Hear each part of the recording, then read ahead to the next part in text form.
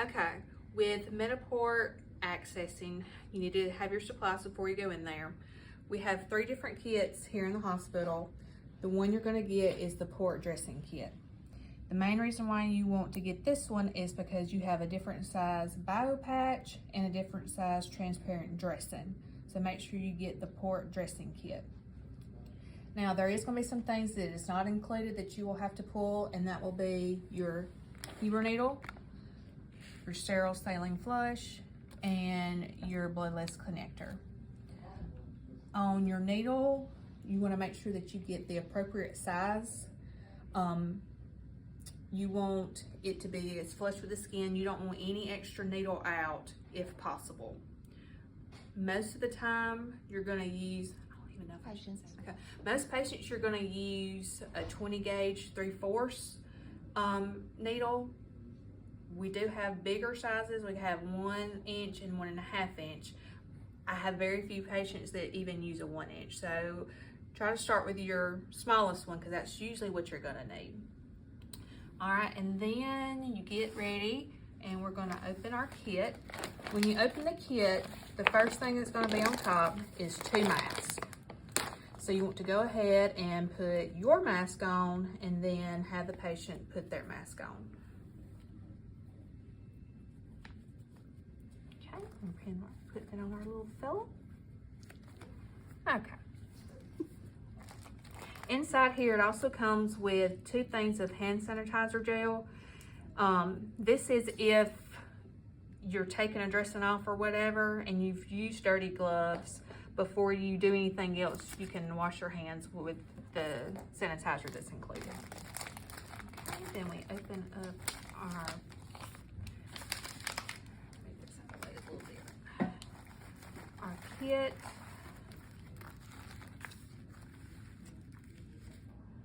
And of course, all this is sterile.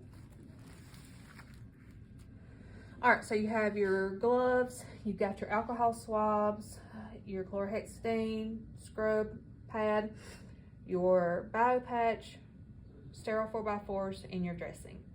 So then you're gonna drop out your other supplies that you need.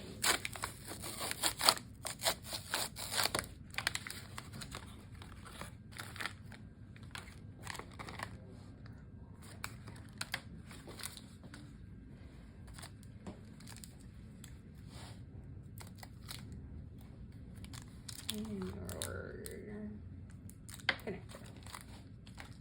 Then you're going to take your sterile gloves and you're going to put those on. As far as the alcohol swabs, you don't have to use these. If you've removed a dressing and you've got some of that adhesive still on there, or if it's bloody or something, I would use these just to try to get that off as much as possible. But you don't have to use that. But you want to take your scrub. All right, and you know where your Mediport is, so you're going to clean it, and you want to use the hashtag method. So you're going to go up and down, and then you're going to go sideways. And you're going to do this for 30 seconds. Vigorously. And the dressing that goes on is pretty big, so I try to clean a bigger area. Okay. All right, and then when I'm done with that, that has to completely air dry before you put your dressing on there. If it doesn't, then a lot of times they can get a rash up underneath there, and sometimes I've seen blisters, so that needs to completely dry. Usually takes about a minute or so, but while that's doing that, you're over here and you're gonna be getting your needle and everything ready to access. All right.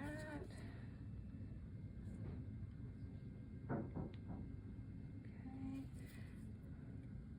I'm gonna flush that. I'm gonna hook this up. Make sure we have saline coming out the end. All right, so he's dry. Then you take your bio patch. You don't have to do this, but I find it's easier because you don't have to worry about putting that bio patch on after you get your needle accessed and where you want it. Go ahead and put that bio patch and connect it to your Huber needle. Then come over here and you want to take your thumb and your pointer finger and you want to just secure that Mediport. And then you're gonna come straight down and push in all the way, flatten that out, and then you wanna pull back first, and you have blood, and then you flush it. All right, okay. So once you get your blood return and you flushed, I would then go ahead and the clamp can move up and down. Try to pull it down as close here as you can because the dressing is so big and you don't want it to be up under there. So I go ahead and I pull it down and clamp that off. Then you're gonna take your dressing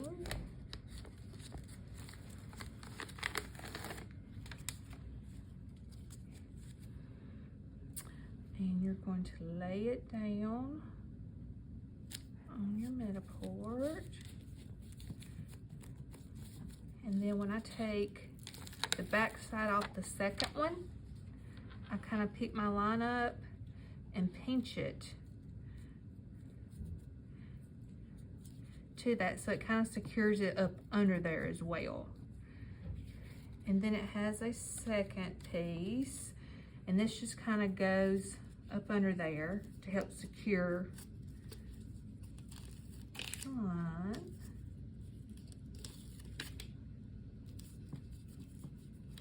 Okay, and then you've got a little open, it's not open, but a little place where they kind of come together. And so we take this piece and we lay it across there. All right, and then you would put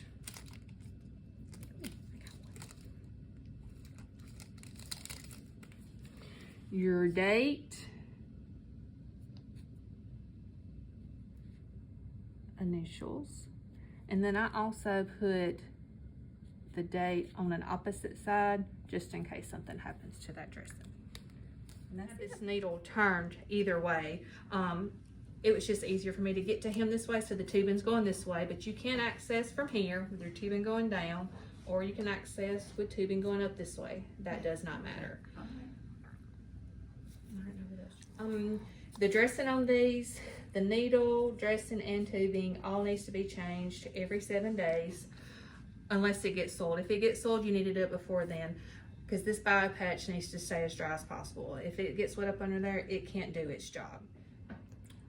Before you de-access, you want to flush it with whatever is recommended for the Mediport de-access.